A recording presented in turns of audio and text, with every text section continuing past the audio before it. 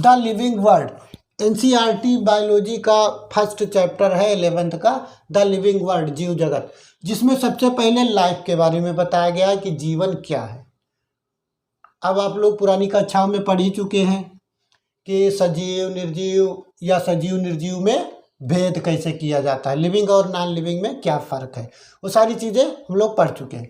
अब यहाँ पर फर्स्ट चैप्टर में सबसे पहले जो है लाइफ हेडिंग दिया गया है, जिसमें जीवन को जो है परिभाषित करने के लिए कुछ लक्षण दिए गए हैं, लाइफ के कुछ कैरेक्टर्स दिए गए हैं, मूल कैरेक्टर्स, जिनके आधार पर हम लोग जीवन को परिभाषित कर सकते हैं। जिसमें से फर्स्ट कैरेक्टर्स है ग्रोथ।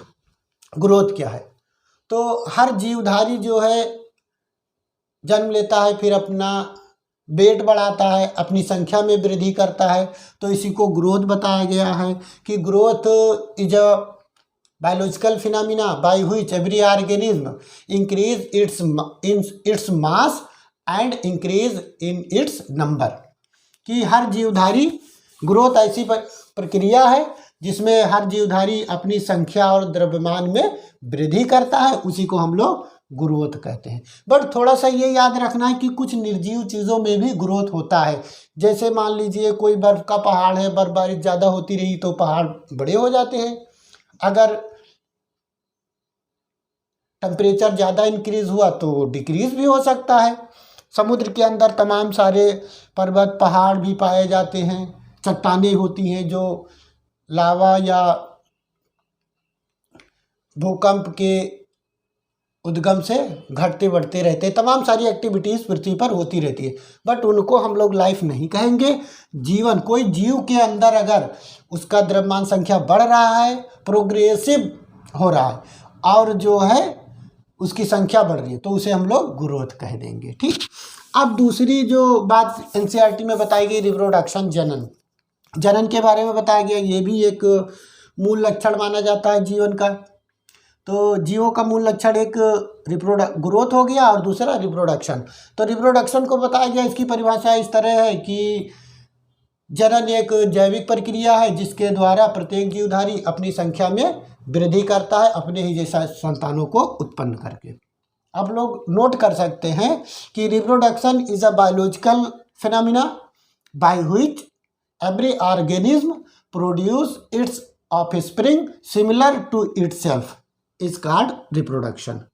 अब रिप्रोडक्शन को भी मूल लक्षण बताया गया, बट ये डिफाइनिंग प्रॉपर्टी नहीं है दोनों, क्योंकि कुछ ना कुछ अपवाद है। जैसे ग्रोथ का पहाड़ हो गए, और जनन का अपवाद भी है। कुछ जीव ऐसे हैं जो अपने लाइफ में जनन नहीं कर सकते, यहाँ तक कि मानव समाज में भी कुछ दंपति ऐसे हैं जिनकी कोई संतानें नहीं है। तो अब क्या उनको नॉन लिविंग कह दिया जाएगा? नहीं, वो लिविंग है, बट क्या है कि वो जनन नहीं कर सकते, इसलिए इसको डिफाइनिंग प्रॉपर्टी में नहीं रखा गया है। थर्ड आता है मेटाबॉलिज्म।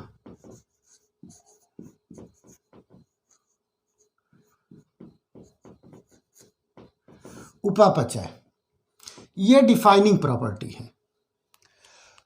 उपापचय पाचन क्रिया या डाइजेशन क्रिया। मेटाबॉलिज्म एक कैटाबॉलिज्म और एनाबॉलिज्म से मिलकर बनी प्रक्रिया है, तोड़ना और जोड़ना।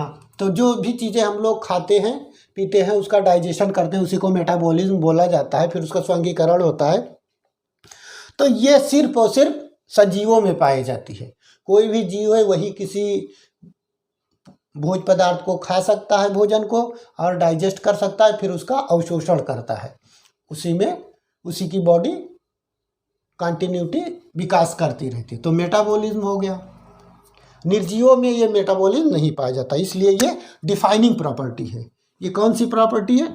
डिफाइनिंग प्रॉपर्टी है, डिफाइनिंग प्रॉपर्टी ऑफ लाइफ, ये हो गया। फोर्थ नंबर पे आता है सेलुलर ऑर्गेनाइजेशन।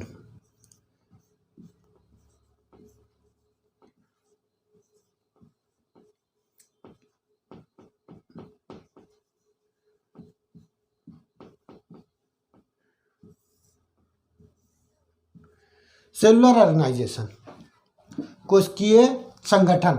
प्रत्येक जीवधारी का एक कोशिकीय संगठन होता है। अब कुछ जीव जो है एक ही कोशिकीय हैं, तो उनमें एक ही कोशिका के अंदर लाइफ की सारी एक्टिविटीज़ होती रहती हैं, तो ये सेलुलर ऑर्गेनाइजेशन। लेकिन कोशिका पाया जरूर जाएगा, बस कुछ अपवाद हैं इसके, जैसे माइकोप्लाज्मा और वायरस, ये 2 अपवाद हैं इसके।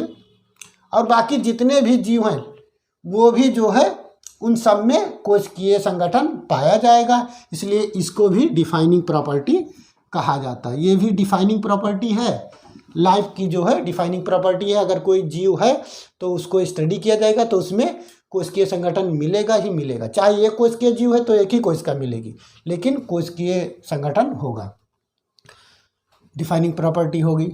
और 5th नंबर पे आता है कॉन्शियसनेस।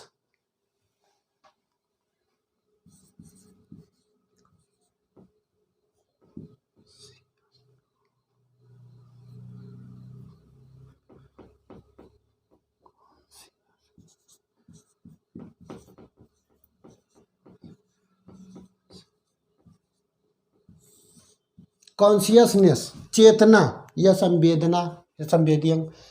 कोई भी जीवधारी है उसमें चेतना होती है, संवेदना होता है, कॉन्शियसनेस होता है, और निर्जीवों में ये नहीं होता है।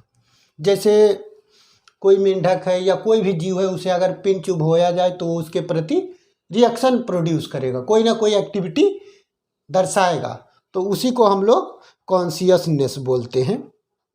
संवेदनाएं को, उन्हीं संवेदनाओं को, कोई स्टिमुलाई दिया गया, कोई मेंढक है उसको पिन चुभा दिया गया तो वो फुदक कर भाग जाएगा, तो वो कॉन्शियसनेस है, चेतना है, यानी उसे मालूम हो जाएगा और वो डर कर भाग जाएगा। ये हो गया, बस इतना था ये लाइफ के बारे में।